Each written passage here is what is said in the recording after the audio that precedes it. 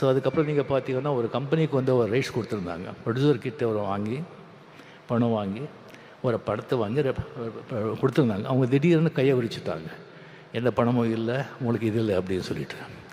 ஒரு விட மாட்டார். கோர்ட்டுக்கு போனார், ஜெயிச்சார். எல்லா ரைட்ஸ் எல்லா ராயல்ட்டி இவருக்கு தான். அவருக்கு தலைமை திஸ்திக்கு இல்லாமல் எந்த டிவிலேயோ எந்த ரேடியோலையோ இந்த படத்துலேயோ எங்கேயோ கச்சேரி கான்சர்ட்டில் பாடக்கூடாதுன்னு சொல்லி 9 மணிக்கு அனௌன்ஸ் பண்ணுங்கன்னு சொன்னாங்க.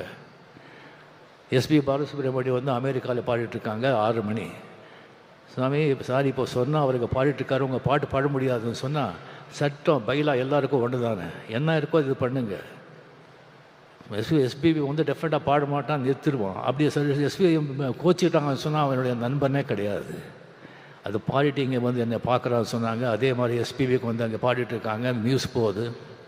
அங்கேயே அனௌன்ஸ் பண்ணி இனிமேல் இளையராஜா படங்க பாட மாட்டேன், வேறு மியூசிக் டைரக்டர் பாட மாட்டேன்னு நிறுத்திட்டு சென்னை வந்தோடனே அவங்க பார்த்தாங்க. 2 பேர் அந்த இண்டஸ்ட்ரி இழந்தது. ஒன்று எஸ்பி பாலசுப்ரமணியம், இன்னொன்று விவேக். இது 2 பேர் இடத்தையும் யாராவது நிரப்பவே முடியாது.